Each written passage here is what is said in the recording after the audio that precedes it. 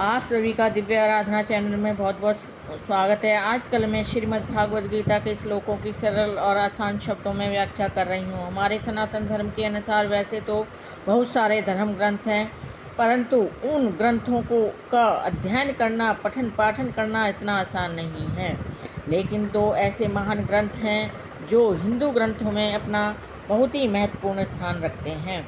सामान्य से सामान्य व्यक्ति भी उनको पढ़ सकता है और अपने जीवन में धारण करके अपने जीवन का उद्धार कर सकता है। मैं आपको बता दूं, ये दो महान ग्रंथ कौन कौन से हैं। एक है श्री रामचरितमानस, दूसरा श्रीमद् भागवत गीता। ये दोनों ग्रंथ सनातन धर्म में अपना विशेष महत्व रखते हैं। आजकल मैं श्रीमद् भागवत गीता के श्लोकों की सरल और आसान शब्दों में व्याख्या कर रही हूँ। अब तक मैंने श्रीमद् भागवत गीता की भूमिका और उसका पहला अध्याय जिसका नाम है कुरुक्षेत्र के युद्ध स्थल में सैन्य निरीक्षण, और दूसरा अध्याय गीता का सार, इन तीनों की मैंने सरल और आसान शब्द इन तीनों के श्लोकों की मैंने सरल और आसान शब्दों में व्याख्या कर चुकी हूँ। मुझे पूर्ण विश्वास है कि आप सभी ने इनको अवश्य ही श्रवण किया होगा और इसका लाभ उठाया होगा। अब आगे मैं श्रीमद् भागवत गीता का तीसरा अध्याय जिसका नाम है कर्मयोग, जो गीता का बहुत ही महत्वपूर्ण अध्याय माना जाता है, क्योंकि हमारे जीवन में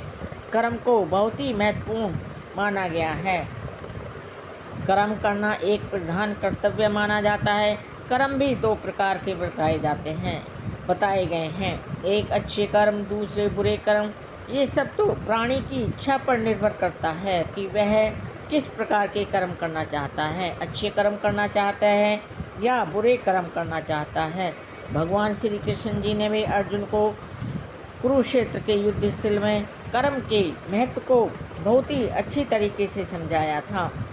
जब अर्जुन युद्ध नहीं करना चाहता तो उन्होंने कर्म की महिमा उसको बताई थी कि कर्म करना क्यों आवश्यक है। तो मेरी आपसे प्रार्थना है कि आप श्रीमद् भागवत गीता के तीसरे अध्याय जिसका नाम है कर्म योग के श्लोकों की मैं सरल और आसान शब्दों में व्याख्या कर रही हूँ। आप इनका श्रवण अवश्य करें। वीडियो शुरू करने से पहले आप सभी से मेरी प्रार्थना है, आप मेरे वीडियो को लाइक शेयर सब्सक्राइब अवश्य करें, बेल आइकन भी प्रेस करें, जिससे मेरे सभी नोटिफिकेशन आपको मिलते रहें। अब बात करते हैं आज के वीडियो की। श्रीमद् भागवत गीता का तीसरा अध्याय जिसका नाम है कर्मयोग। आज का श्लोक है 16वां, आज का श्लोक है 17वां। यह तो आत्म रति एवं स्थात आत्म तृप्त च मानव है आत्मानि एवं च संतुष्ट है तस्य कार्यम विद्यते। भगवान श्री कृष्ण जी कहते हैं, जो व्यक्ति आत्मा में ही आनंद लेना चाहता है, खुशी लेना चाहता है और प्रसन्न रहना चाहता है, तथा जिसका जीवन भगवान श्री कृष्ण जी से जिसका आत्म साक्षात्कार हो चुका है, आत्म साक्षात्कार युक्त है, और जो अपने में ही पूर्णतः संतुष्ट रहता है, जो अपने आप में ही पूर्ण संतुष्ट रहता है, आनंद का अनुभव करता है, उसके लिए कुछ करणीय नहीं होता।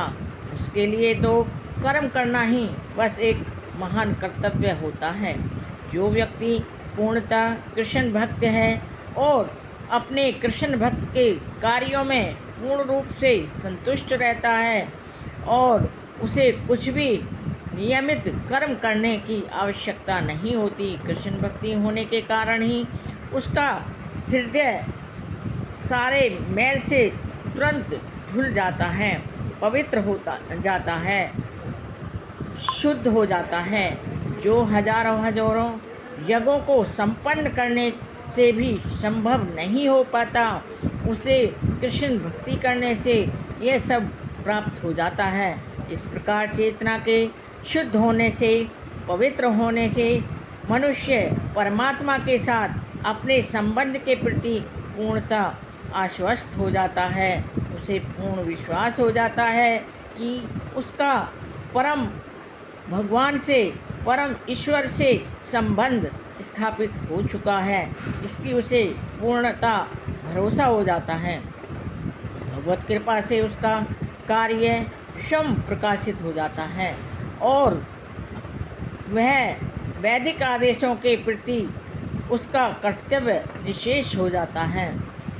उसे पूर्ण विश्वास हो जाता है कि उसने वैदिक ग्रंथों के आदेशों का पालन निस्वार्थ स्वभाव से किया है। ऐसा कृष्ण भक्त व्यक्ति कभी भी भौतिक कार्यों में रुचि नहीं लेता। उसे भौतिक इंद्रिय विषयों में कोई रुचि नहीं होती, न ही उसे सुरा सुंदरी अन्य प्रलोभनों में कोई आनंद मिलता है। वह तो केवल कृष्ण भक्ति में लीन रहता है, तत्पर रहता है, तल्लीन रहता है। यह थी मेरे आज के 17वें श्लोक की संपूर्ण जानकारी। मेरे वीडियो में अंत तक बने रहने के लिए आप सभी का कोटि कोटि धन्यवाद। नमस्कार।